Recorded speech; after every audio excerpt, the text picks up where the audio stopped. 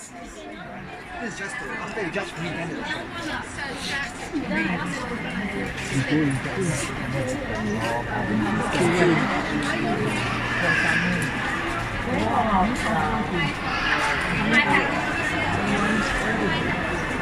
My name is Navin and I'll be your tour ambassador for today. So today, as you can see, we have our Orchid Extravaganza display. Can anyone guess how many orchids we have on display today? 10,000. More than that. Oh, more than that. 120 species.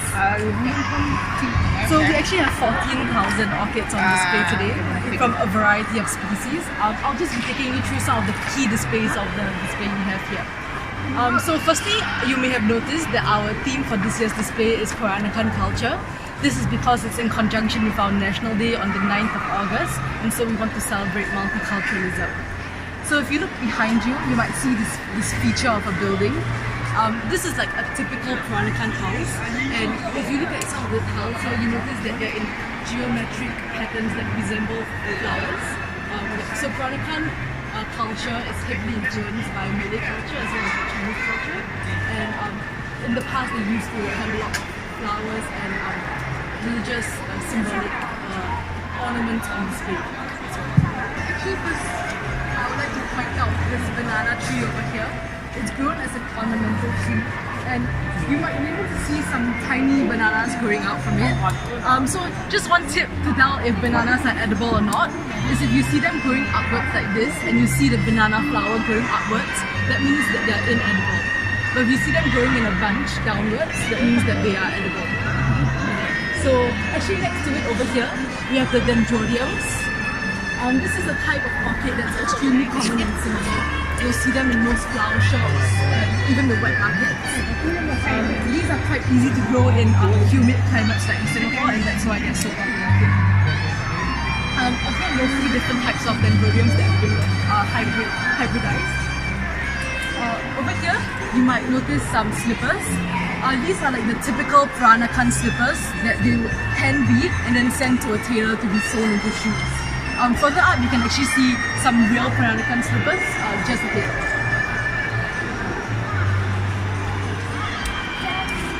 So over here on this tree, you might notice that this is a different type of orchid. This is called the moth orchid, mainly because it looks like a huge moth with its wings. This is actually a very special kind of orchid because it's an epiphyte.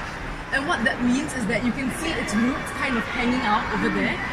So this means that it gets all its nutrients and water from the water vapor in the air surrounding us. This also means that it can last for very long. So its blooms last for up to a few months to even a year, depending on the climate. Actually, you'll notice this orchid in the clouds above us. So the reasoning for these clouds is that we collaborated with Royston Tan, a renowned local filmmaker, and he had a short film called Bunga Sayang, which translates to Flowers of Love, in which a Malay elderly woman and a young Chinese boy who have a language barrier attempt to communicate with each other through food, and these clouds are inspired by the food that they cooked. So we'll just head further along. Okay, so over here you'll see two more types of dendrodiums. This is known as the Dendrodium Mother Teresa. It's distinct. You can tell it by its distinctive white stripes on its petals. And this is known as the Singapore Changi Airport. So basically, Changi Airport hybridized their own type of dendrodium for the opening of Terminal 2, and it's known for its greenish petals.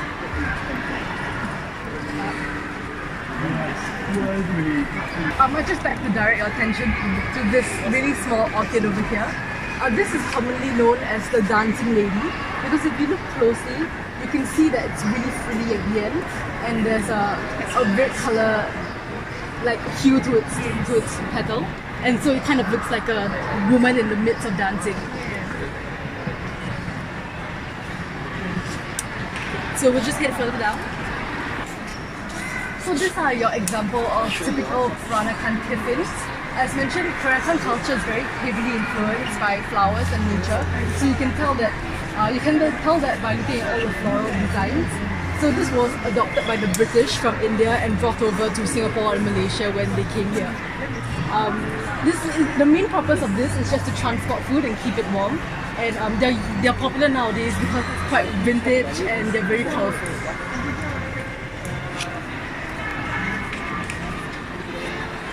So I'll just direct your attention to this flower over here.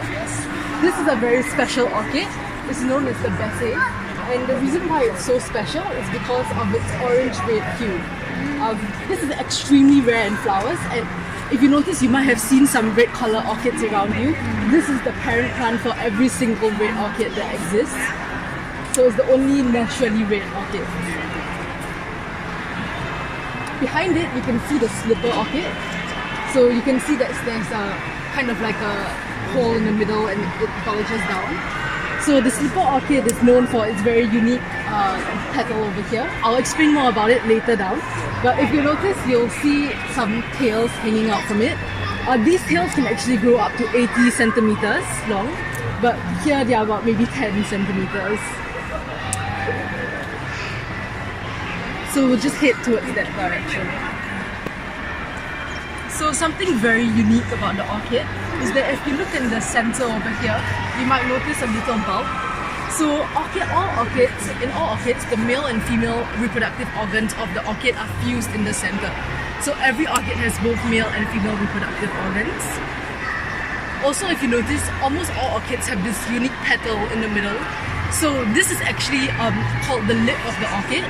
The orchid, when it's blooming, it purposely turns one of its petals inwards so that it can form a lip, and this essentially just helps pollinators land on it and pollinate the flower. Behind you, you'll notice a courtyard. So this is very similar to the courtyards that existed in Peranakan houses. Basically, it would just be an empty space in the middle of the house that would allow air to flow through the house. On the top of this courtyard, you'll notice some orchids. These are known as the vandas.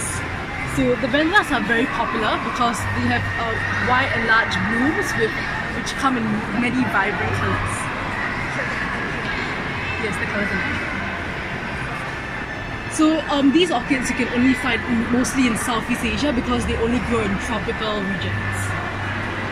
So actually, if you turn around, you'll notice Singapore's national flower. It's commonly known as the Vanda Miss Joachim. It was grown by an Armenian woman who was living in Singapore.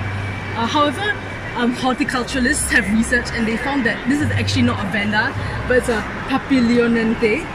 However, it's still commonly known as a Vanda. Actually, Singapore is the only country in the world to have a hybrid as its national flower. And so some may say that's reflective of the multiculturalism in the country.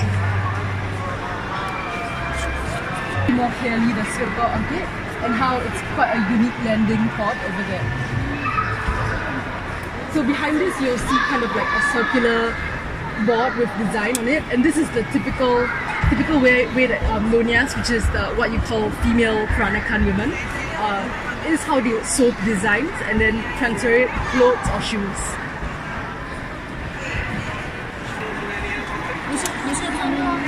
So you'll notice that these are also a type of dendrobium, but they look rather different from your typical dendrobium.